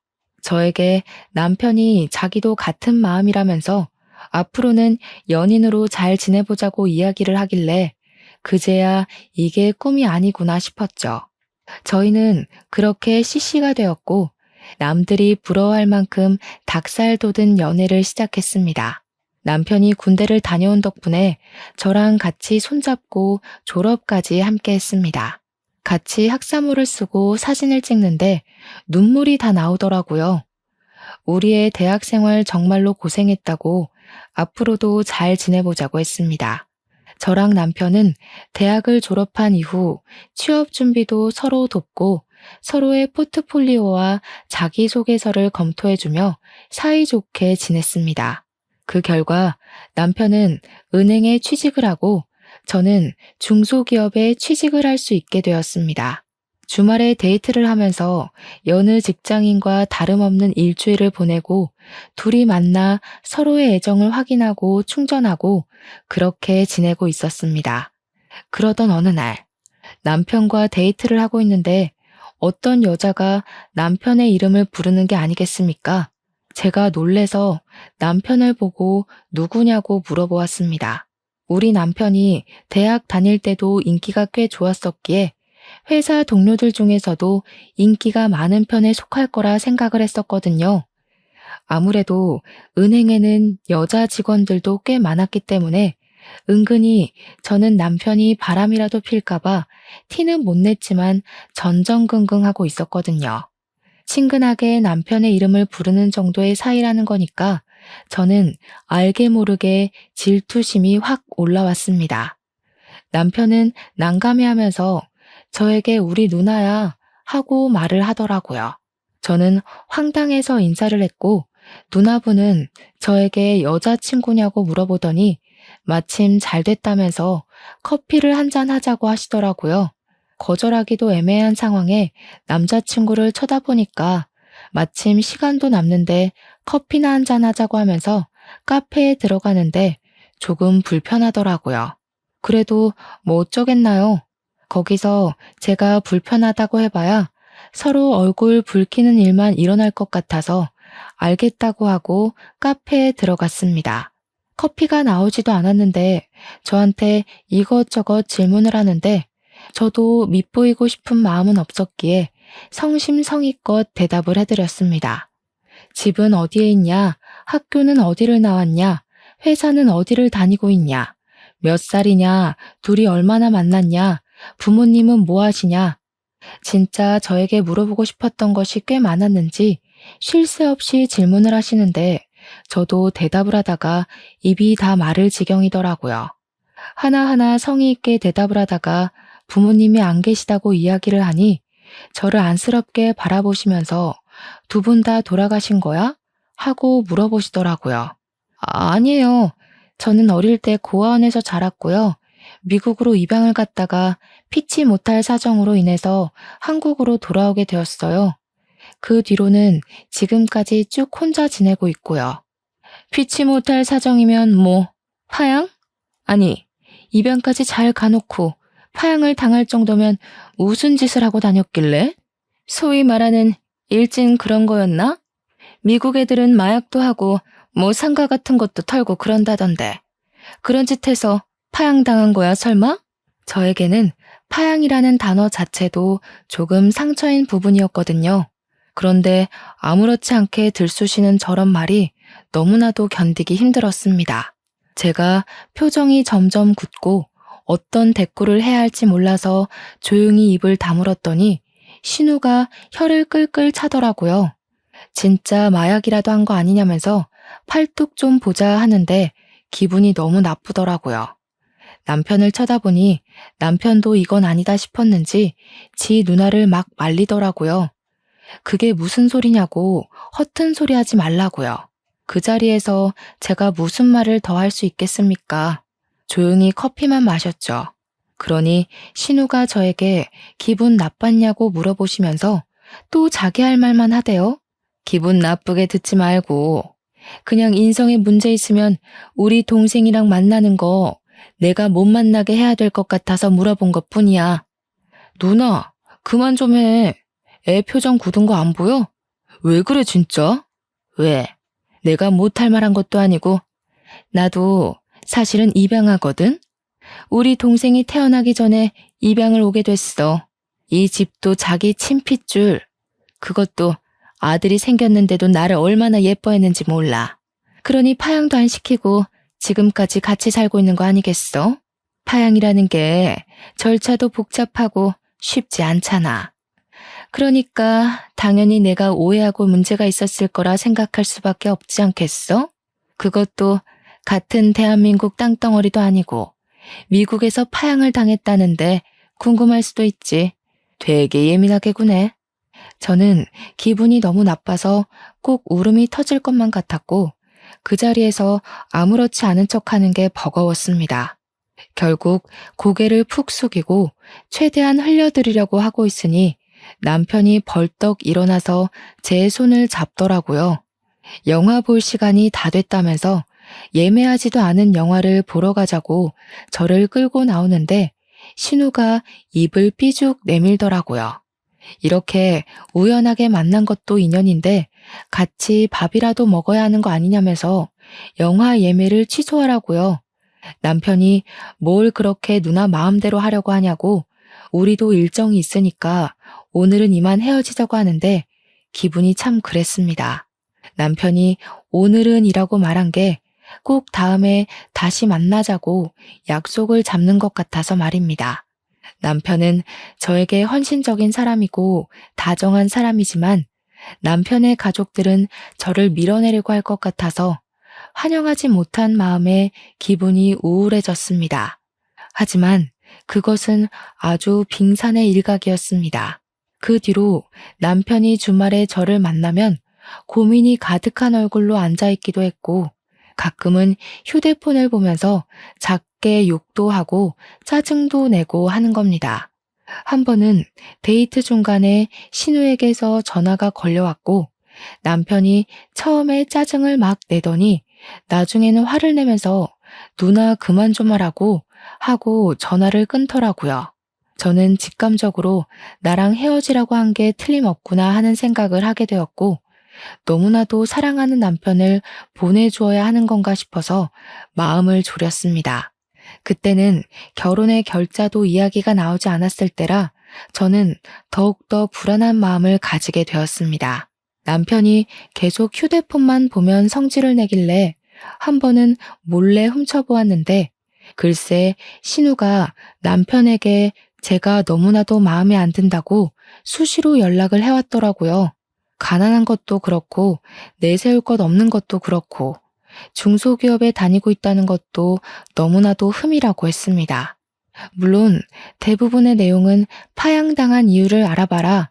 분명 숨기는 게 있을 거다 하면서 남편에게 의심을 키우게 하는 문자로 이루어져 있었습니다. 저는 인간으로서의 마지막 자존심을 박탈당하는 기분을 느꼈습니다. 그러다가 그런 문자들 사이에서 신우가 남편에게 다른 여자를 소개받으라고 소개팅을 주선한 문자를 발견하게 되었습니다. 남편에게 깊은 배신감이 들고 그러더라고요. 물론 남편이 그 자리에 나갔는지 나가지 않았는지 저는 모르고 있었고요. 서운한 마음이 켜켜이 쌓이면서 저는 남편에게 점점 거리를 두기 시작했고 남편도 그걸 눈치챈 것 같았습니다. 하루는 시부가 저에게 밥을 사주겠다고 하셔서 자리에 나갔는데 제 표정이 영 좋지 않으니 무슨 일이 있냐고 물어보시더라고요. 말을 할까 말까 고민을 하다가 이대로 당하고 있을 수는 없겠다는 생각에 시부에게 모든 걸 털어놓았습니다. 사실은 신우를 우연치 않게 만났는데 로 시작된 이야기는 제 파양을 들쑤신 것부터 소개팅을 주선한 이야기까지 빠짐없이 전달되었습니다. 시부는 얼굴이 창백해졌다가 새빨개졌다가 반복하면서 화가 엄청나게 났는지 결국 신우에게 전화를 걸어서 한바탕 잔소리를 퍼부었습니다. 애한테 어떻게 그런 상처를 줄 수가 있냐면서 그러고도 네가 사람이냐고 왜 사람 속을 자꾸 뒤집어 놓는 거냐고 소리를 막 지르셨습니다. 그렇게 사그라들 줄 알았던 신우의 모멸은 그날 밤 저에게 고스란히 배가 되어 돌아왔습니다. 어떻게 우리 아빠한테 그런 걸 이럴 수가 있어? 너 우리 아빠랑은 어떻게 아는 사이인데? 아버님이랑은 장학재단에서 알게 되었습니다. 아버님께서 추천서를 써주신 덕분에 제가 장학금을 받을 수 있었거든요. 참나. 결국은 우리 아빠 덕분에 학교 다녔다는 거 아니야. 이 비렁뱅이야. 내가 내 동생 짝지 하나 못 골라주니? 너처럼 불우한 인생을 살고 돈도 없는 애보다는 구김살 없는 애가 집안에 들어오면 좋겠어서 자리 마련한 건데 그걸 일러? 어이없어 정말. 시부가 그 이후에도 신우가 저에게 난리를 치면 언제든지 일러 바치라고 했었기에 저는 참지 않고 시부에게 일렀습니다. 어차피 아직 결혼 이야기가 나오지 않았고 제가 이 집안의 구성원이 될지 안 될지 모르니까 참아봐야 제 마음에 병이 나는 일이라고 생각이 들었기 때문입니다. 한 번, 두 번 저에게 난리를 치던 신우는 시부의 계속된 압박과 잔소리에 결국 저에게 연락을 하지 않게 되었습니다. 남편도 모른 척했던 신우의 만행을 시부가 드디어 멈출 수 있게 도와주신 것이었죠. 시부는 신우의 휴대폰에서 제 번호도 지워버렸고 남편에게도 똑바로 하라고 저한테 상처 주면서 만나지 말라고 혼을 냈다고 하시더라고요. 남편이 그날 이후로 저에게 누나가 뒤에서 그러고 있을 줄 꿈에도 몰랐다며 미안하다고 사과를 했습니다. 누나가 자꾸 자기만 보면 헤어져라, 다른 여자 소개받아라 하는 통에 자기도 스트레스를 받고 있었다고 신경 쓰지 못해서 미안하다고 하더군요. 저는 남편의 진심을 엿보게 된 것 같아서 쿨하게 용서를 해주었습니다. 제가 남편을 너무나도 많이 사랑하고 있었으니까요.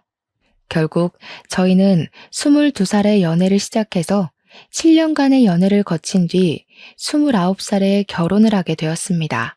상견례라는 것도 딱히 할 것이 없어서 시댁에 인사만 드리고 준비를 하기로 했는데 처음 인사드리러 간 날을 아직도 기억에서 잊을 수가 없네요.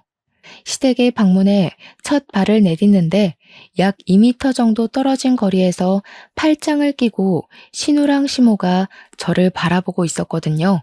그 눈빛이 아직도 생생합니다. 딱 봐도 너 앞으로 시집살이 죽었다. 정말 마음에 드는 구석이 하나도 없는 계집애라는 눈으로 저를 보고 있었거든요. 가진 것도 하나 없다는 걸 문제 삼아 핀잔을 주면서도 제 파양 이야기를 꺼내고 싶어서인지 자꾸 미국을 들먹이셨습니다. 그래도 미국에서 오래 살았으니 영어는 잘하겠네 하면서 은근슬쩍 말이죠. 저는 기분이 나빴지만 꾹 참고 버티는 수밖에 없었고 시부의 열렬한 지지로 결혼에 꼴이 날 수 있게 되었습니다. 제 결혼 생활은 말이죠. 시집살이를 시키고 싶었던 시모와 신우의 바람대로 흘러가지 못했습니다. 시부가 하나하나 저를 끌고 다니면서 챙겨주셨고 제가 부당한 대우를 받지 않도록 지켜주셨기에 시모와 신우의 질투가 어마어마했습니다. 신우에게는 아이가 둘이 있었는데 신우가 꽤 어린 나이에 사고를 쳐서 결혼을 한 덕에 애들 나이가 조금 있었습니다.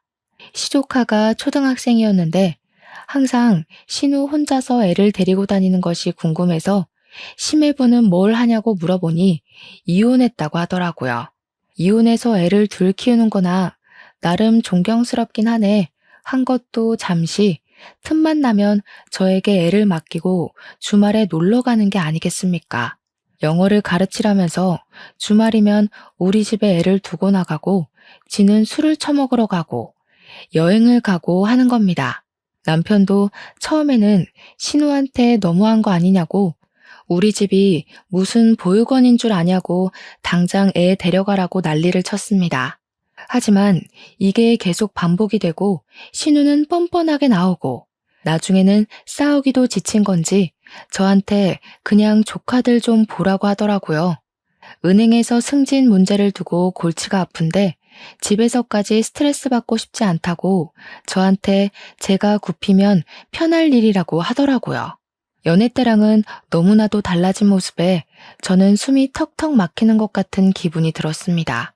제가 신우에게 애를 더 이상 봐주지 못하겠다고 하니 신우가 오히려 저를 타박하면서 조카들의 영어 실력이 하나도 늘지 않았다고 미국에 살았다는 거 다 거짓말 아니냐고 하더라고요. 제가 얼마나 열이 받았는지 신우에게 미국 시민권증을 보여주면서 저 이중국적이고 미국 사람이라고 화도냈습니다. 그러자 시모가 옆에서 얄밉게 우리 딸 힘드니까 애도 좀 봐주고 미리미리 육아하는 거 연습하는 셈 치면 좋지 않냐고 하더라고요.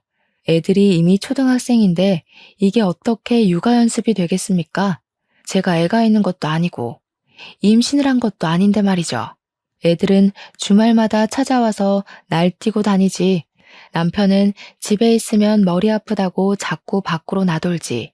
신우와 시모는 뻔뻔하지. 하루하루가 어떻게 흘러가는 건지 모를 정도로 제 시간은 하나도 가지지 못하고 허송 세월을 보냈습니다. 그렇게 2년이 지난 어느 날, 저희가 이사를 가야 하는데 전세금이 살짝 모자라더라고요. 집 크기를 줄여야지만 전세금을 맞춰서 집을 구할 수 있었고, 아이 계획을 미루자고 하니 남편은 그게 무슨 소리냐며 저에게 화를 냈습니다. 나이가 더 들기 전에 빨리 아이를 낳아야 서로에게 더 건강한 육아가 되지 않겠냐고 당장 애를 낳자고 하는 거죠. 집을 줄이는 게 뭐가 문제라고 아이를 미루자고 하는 거냐고 좁은 집이어도 육아는 충분히 가능하다고 우기는 남편. 작은 집에서 애를 어떻게 키울 것이냐. 우리도 기반을 잡고 계획적으로 육아를 하자는 소리하고 우기는 저. 남편과 저의 사이는 점점 더 나빠지기만 했습니다. 이 이야기를 전해들은 시모는 저에게 대를 끊으려고 하는 거냐고 당장 애부터 가지고 요즘은 원룸에서도 애를 다 키우고도 남는다고 하는 겁니다. 상식적으로 원룸에서 어떻게 애를 키웁니까? 제가 기가 막혀서 아무것도 못하고 있는데 시부가 저에게 연락을 하셨더라고요. 제가 집 때문에 고민을 한다는 걸 전해 들으셨는지 한참을 이것저것 물어보시다가 저에게 집을 짓자고 하시는 게 아니겠습니까? 갑자기 집을 짓자고 하셔서 이게 무슨 소리인가 하니 시부가 예전에 사둔 변두리 땅이 있는데 요즘 거기가 개발되어서 학교도 들어오고 편의시설도 다 생겼다고 하더라고요. 서울이랑 멀지 않은 경기권이고 버스랑 지하철도 다 있으니까 출퇴근하는 데에도 아무 문제가 없을 거라며 이야기를 하셨습니다. 그 터가 주택 부지로도 충분히 쓸 수 있는 공간이니까 한 3층짜리 집을 지어서 저희 가족과 시부모님이 분리형으로 세대를 꾸려서 지내는 게 어떠냐고 하시더라고요. 예를 들면 1층은 아이가 생길 저희가 쓰고 2층은 시부모님이 쓰고 그런 식으로 나누자고 하시더라고요. 아이가 생기면 본인들이 아이를 봐주기도 쉽고 이제 시부도 은퇴를 하실 거라면서 시간이 많이 생기니 좋을 것 같다고 하시는 겁니다. 같이 집 지어 살면 단점도 있겠지만 장점도 충분히 있을 거라며 저에게 차근차근 해주시는데 남편은 냅다 좋다고 하더라고요. 하지만 저는 시부의 말이 달콤하기도 전에 독 같기도 했습니다. 시모의 시집살이가 걱정이 되었기 때문이었습니다. 제 고민을 눈치채신 시부가 걱정하지 말라고 시모의 시집살이는 든든하게 자기가 막아주겠다고 호언장담을 하셨습니다. 제가 지금 당장 가릴 처지가 아니었기 때문에 저는 결국 고개를 끄덕였고 그렇게 집을 짓기 시작했습니다. 일단 시부모님의 노후자금으로 쓸 돈을 전부 쏟아부어 건물을 올리고 저희 전세금을 나중에 드리기로 결정했습니다. 집은 8개월 만에 지어졌고 저와 남편은 그동안 단기 전세를 살다가 이사를 했는데 상상도 못할 일이 벌어졌습니다. 바로 3층짜리 집 중 2층은 전세를 주기로 했었는데 2층에 신우가 쏙하니 이사를 들어와 알박기를 시전한 것이었습니다. 시모는 미리 알고 있었던 건지 별말을 하지 않았지만 저와 시부는 너무나도 어이가 없어서 신우를 멍하니 바라만 보았습니다. 당당하게 신우는 어차피 너네도 애 낳으면 뛰어다닐 게 뻔하니까 1층에 살아야 하지 않겠냐고 배려를 한 거라며 발망치를 든 신우는 2층에 자리를 잡았습니다. 층간소음이 어찌나 심한지 집을 꼼꼼하게 지었지만 뛰어다니는 초등학생 조카들의 소음은 그 벽을 뚫고 전해지더라고요. 시부모는 3층, 신우네는 2층, 저희는 1층에 자리를 잡고 어영부영 한가족 살림을 하기 시작했습니다. 저는 집을 이사하고 나서 계획했던 대로 임신을 하게 되었고, 특히나 시부가 좋아하셔서 무척이나 마음이 좋았습니다. 같이 살다 보니 저희는 전세금 모았던 걸 전부 시부모님한테 드렸으니까 신우는 얼마를 내고 들어온 건지 궁금해지더라고요. 은근슬쩍 신우한테 얼마 내고 들어왔냐고 물어봤더니 자기는 집 짓는데 한 푼도 내지 않았다고 당당하게 이야기를 하더라고요.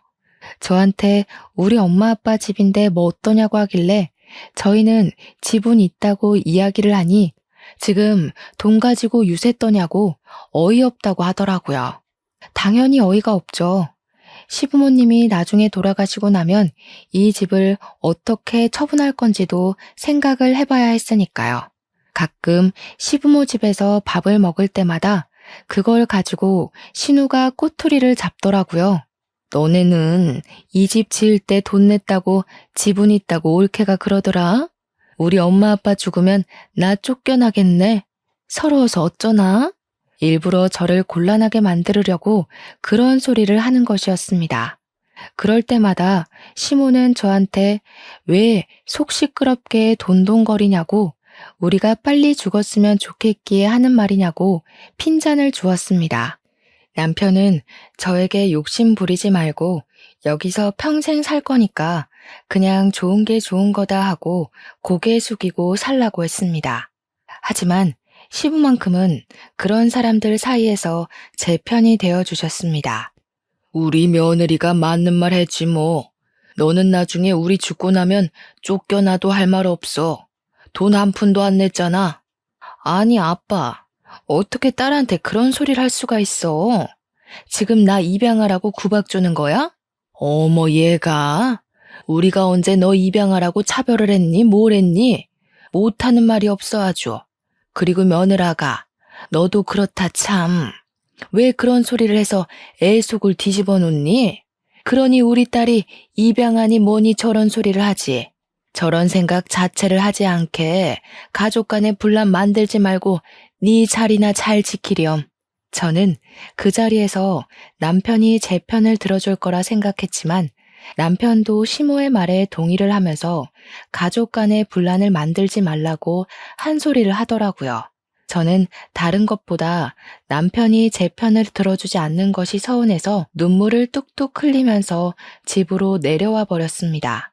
그러던 어느 날, 신우가 저한테 조카들에게 영어를 좀 알려주었으면 좋겠다고 이야기를 하더라고요. 돈 한 푼도 주지 않고 부려먹을 게 뻔해 보였기 때문에 저는 정중하게 거절의 의사를 비췄습니다. 제가 회사 일이 바쁘기도 했고 중소기업 특성상 선주문이 들어오는 시기가 되면 퇴근이 늦어질 정도로 엄청나게 바빴거든요. 제가 맨날 퇴근을 늦게 하던 시기라서 도저히 시간이 나지 않을 것 같다고 남편한테 밥 차려줄 시간조차 없다고 이야기를 했습니다.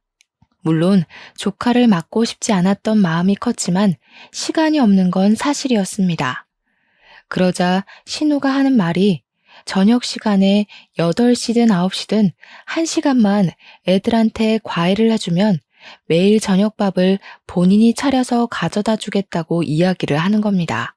밥을 차릴 시간에 애들을 봐주고 신우가 밥을 차려주겠다고 하니까 저한테는 그다지 나쁘지 않은 거래로 보이더라고요. 그래서 일주일 내내 해주는 건 좀 어렵고 일주일에 3번씩 해주겠다고 했고 신우가 웃으면서 당장 오늘부터 저녁을 해주겠다고 하더군요.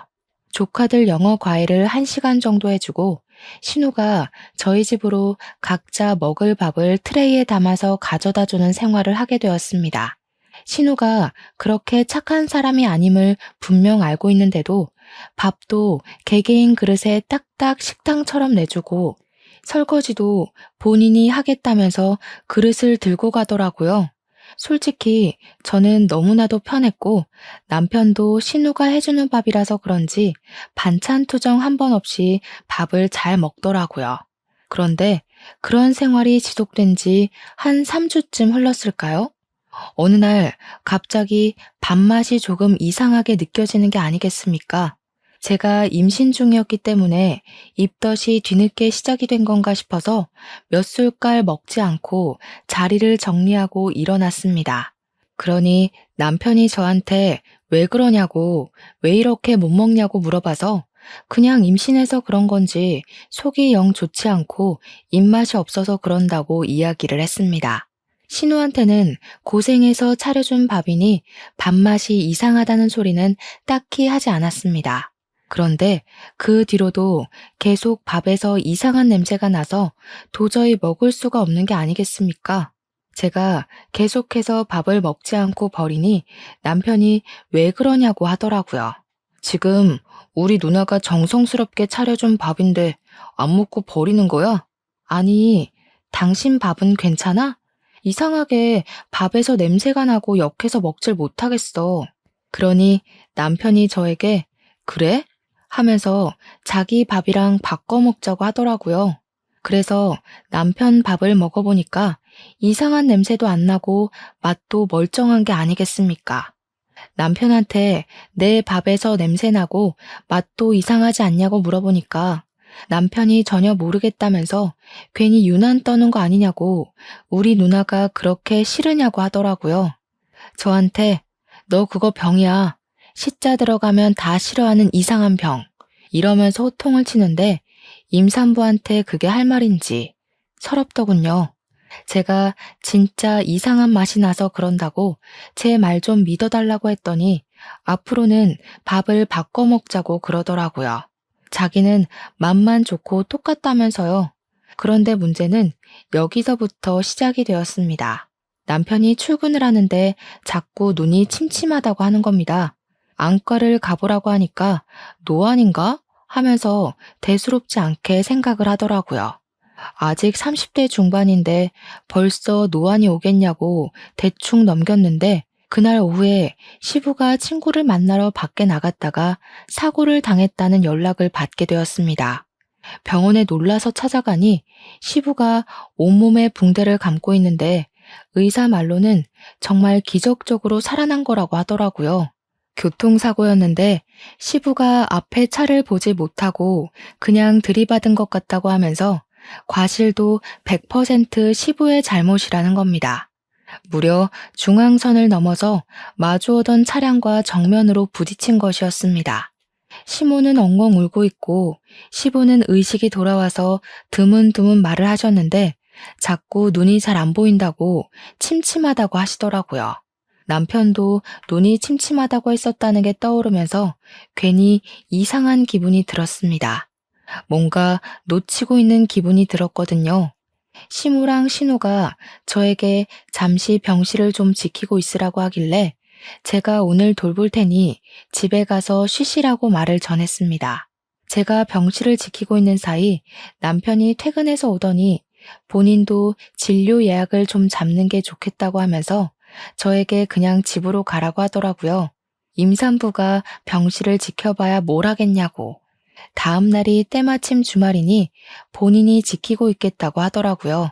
그래서 고맙다고 이야기를 하고 저는 집으로 돌아왔는데 아무래도 시모한테 이야기를 해두는 게 좋겠다 싶어서 3층으로 올라갔습니다. 그런데 신우랑 시모가 이야기를 나누고 있는 소리가 들리더라고요. 아니, 왜 며느리 눈은 괜찮고 우리 아들 눈이 침침하다 그러냐? 둘 밥이 바뀐 거 아니야? 아니, 그럴 리가 없는데. 내가 옳게 거라고 콕 집어서 알려준단 말이야. 우리 아들이 대신 먹고 있는 거 아니겠지? 아이고, 메탄올인가 뭔가 하는 거, 그거 이제 그만 넣어라. 불안하다. 아니, 언제는 엄마도 좋은 생각인 것 같다고 했잖아. 아빠처럼 옳게도 사고 나면 딱인데. 임신까지 했으니 보험금도 2배 아니야. 너희 아버지도 한 방에 갔어야 했는데 저렇게 살아서 어쩌냐. 치료비는 어쩌고. 거기다가 중앙선을 넘어가지고 보험금도 사망보험금만 나올 것 같은데 죽어주지 좀. 그래서 엄마 돈 한 푼도 없다고? 아씨, 진짜 우리 어떡해. 저는 메탄올이라는 소리에 머리털이 쭈뼛 서는 것 같았습니다. 너무나도 놀랬죠. 사건의 전말을 전부 들었지만 증거가 전혀 없는 상황이었고 그 둘을 제대로 잡아 쳐넣으려면 증거가 필요했습니다. 저는 시조카들이 평소에 강아지를 키우고 싶다고 했던 게 생각이 나서 바로 강아지 한 마리를 분양받았습니다. 시조카들이 아니나 다를까 강아지를 데리고 놀고 싶다고 하길래 된다고 이야기를 하고는 신우에게 말을 했습니다. 신우, 우리 강아지가 어려서 그런데 집에 펫 카메라 좀 두고 가도 될까요? 혹시 뭐 잘못 먹거나 하면 큰일이라서요. 신우가 별 생각이 없었는지 그렇게 하라고 이야기를 하더라고요. 요즘 펫 카메라는 녹화도 되고 소리도 녹음되며 각도 조절이나 줌 같은 기능도 다 있거든요. 밥을 차리는 동안 저는 조카들 과외를 하면서 몰래 휴대폰으로 펫 카메라를 보고 있었는데 아니나 다를까 신우가 제 밥에다 뭔가를 타더라고요. 확대해서 살펴보니 공업용 메탄올이었습니다. 저는 그 길로 신우가 밥 차려준 걸 잘 먹겠다고 받아든 뒤 바로 그 밥그릇 채로 경찰서에 들고 갔습니다. 우리 신우가 절 죽이려고 했다고 검사를 좀 해달라고 하니 경찰이 처음에는 웬 정신 나간 여자인가 하고 저를 보더라고요. 제가 이게 증거라며 녹화된 팩카메라 영상을 보여주니 그제야 놀라면서 수사를 시작했습니다. 우리 시부도 남편도 이 밥을 먹은 뒤 눈이 침침하다고 했다고 시부는 사고까지 당했다고 전했습니다. 우리 남편이랑 시부가 선천적으로 비염이 심한 타입이라 코가 막혀서 냄새를 느끼지 못해서 그래서 이상한 걸 모르고 밥을 그동안 꾸준히 먹고 있었던 겁니다. 경찰은 그릇째로 들고 온 밥을 국과수에 넘겼고 성분 검사에서 메탄올이 검출되었습니다. 신우와 시모는 결과가 나오자마자 긴급으로 체포가 되었습니다. 알고 보니 둘이 사치벽이 있어서 그동안 대출을 받아 본인들 명품 쇼핑과 치장을 위해 돈을 썼더라고요. 대출 빚은 눈덩이처럼 불어나고 갚아야 하는데 돈이 없자 저를 죽여서 사망보험금을 받으려고 했던 겁니다. 시부까지 죽이려던 이유는 그 집의 명의가 시부 명의로 되어 있어서 집 담보대출을 받을 수 없었기 때문이었고요. 저도 모르는 사이에 제 사망보험이 7개나 가입이 되어 있었다는 걸 보고 기함을 토했습니다. 둘 다 저에게 엉엉 울면서 빌었지만 저는 당연히 선처를 해주지 않겠다고 했습니다. 우리 남편은 시력이 많이 손상되어 있는 상태였는데 복구를 할 수 있는 방법이 없다고 하더라고요. 신경의 문제라서요. 제가 임신 중이었기에 가중처벌을 받은 시모와 신우는 둘 다 감옥 생활을 하게 되었습니다. 시부는 다행히 뼈가 잘 붙어서 호전이 되었고 저에게 재산 분할을 해줄 테니 이혼을 하라고 하셨습니다. 남편은 그 소리를 듣자마자 자기 눈도 잘 안 보이는데 자기를 버리고 가면 어떻게 하냐고 저와 시부에게 소리를 쳤지만 그게 뭐 제 문제인가요? 소송으로 이혼을 마치고 나니 시부가 저에게 그 집을 팔아서 나온 돈 반을 뚝 떼주시더라고요. 그런 인간들이랑 같이 살고 싶은 마음이 없다면서 시부는 감옥에 있는 시모와 이혼 소송을 통해 이혼을 하셨고요. 남은 돈으로 실버타운에 입소를 하셨다고 하셨습니다. 남편에게도 조금은 떼어주신 것 같은데 그 이후로 어디서 뭐라고 사는지 소식은 전혀 못 듣고 있고요. 저는 시부랑은 가끔 연락을 하고 지내고 있습니다. 벌써 이혼을 한 지도 5년이라는 시간이 흘렀습니다. 그 이후에 저는 무사히 출산도 했고 건강한 아이를 낳아서 오순도순 시부가 주신 재산으로 잘 살고 있습니다. 입양과 파양, 결혼과 이혼. 제게 남은 가족은 제 울타리 안에서 항상 웃음이 가득한 우리 딸밖에 없다고 생각하며 앞으로의 인생을 살아보려고 합니다. 세상의 시궁창을 모두 맛본 뒤 얻은 한떨기 꽃 같은 우리 딸과 저의 남은 인생을 모두 응원해 주시기 바랍니다. 긴 이야기 들어주신 여러분, 정말로 감사합니다.